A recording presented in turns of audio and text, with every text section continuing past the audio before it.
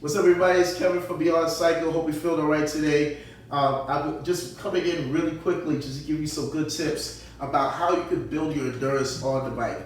Really good endurance. I'm talking about base work. I'm talking about, when we get on the bike, we want to burn calories. We want to we want to get that body fat down. Some of us, we might be trying to elevate our athleticism with our cardiovascular system. All these things are great. So many different things you can do on the bike as a goal. But when you talk about the endurance level, it's a base that helps you take all those things to another level. So in this case, we're talking about the aerobic base particularly. And the aerobic base has the endurance level inside of it, and there's layers to that idea. But just using the bike, talking about how we can do that, working from seated even out of the saddle is very effective, but seated is where you want to be. You want to be in the saddle if you really want to get that true endurance that really comes to you. So I'm going to use the bike just for a quick second, try to give you a little idea. So alignment, getting yourself in the right position first is really good. So I love to use the cycling shoes, right? I love clipping it. I'm getting ready for it right now. I'm clipping it right here, right? I'm trying to see if I can get myself locked in, and I love hearing that sound. That means I'm locked in, right? So I get myself positioned with the feet, the knee, ankles, hips, all that lined up. Because as you pedal, you want to get that motion, right? As you're seated, you're in motion. So some of us may have cycling shoes or sneakers. That's fine. If you have your sneakers, you can still do this. But cycling shoes will get you going even more as far as in the future. When if you get shoes later on, it will take you to another level. So right now I'm pedaling, trying to get myself in action, trying to get a feel of the bike. You want to get connected to the bike when you talk about this endurance factor, because you want to get your body loose, your shoulders, your head. You want to kind of drop that head down, because when it comes to endurance, you might be in the saddle for a little while. You might come up for a while, but it's going to be an extension of the ride. It's going to it could go for quite some time, maybe an hour, maybe a 30-minute ride. Even you can do 30 minutes, but you want to extend your time. And the more you can do it in the saddle versus out of the saddle is even better.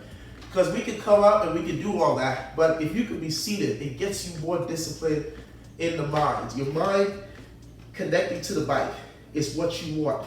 You want to get in that saddle and pedal and feel the road coming to you. So what I'm going to do with that is I'm going to touch that knob on the resistance, crank up a little bit, just so I can feel something that gets me to work a little bit harder. Where I'm not out of breath, but I'm breathing a little heavier. So I'm grounded, my elbows are loose, shoulders are nice and relaxed here, like I said before, and I'm going into my flow. As I'm going into my flow, I'm looking directly at the handlebars. Now you can look to your left or your right, and at time to time, look up a little bit, but you're pretty much facing down. If you have a book or a tablet, great time to do some reading also, or go through your little time on the pad doing some work. Because you're going to be here for a little while, but you're still going to get the workout in, still going to sweat. All that stuff is going to come together. But whatever keeps you in tune with the ride, even music, that's fine. But when you're on the bike, you're slowly, as a tip, you'll be gradually adding your resistance as you go through the ride. Holding that pace. If you have a monitor, keep that monitor with you to see that you're staying on the pace, not slowing down or speeding up too much, right? At the same pace for the most part. If you don't have a monitor, we're not trying to do something like this, what we call a cadence check. That's something you can do from time to time during the ride. We'll talk about that also at a separate time. But cadence check is a good idea of doing something where you can check your pace as you go through the ride. We'll talk about that. But anyway, we're in the endurance phase, we're pedaling. Just focusing on how we can continue to ride and hold. I'm actually breathing a little bit heavier from the time we started.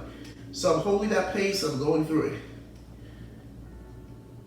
So now, as time goes on, you go a little heavier, but you have to know how long you're going to be on the bike. You may not even give yourself a time yet, but you want to gradually make your way through that and just hold yourself together.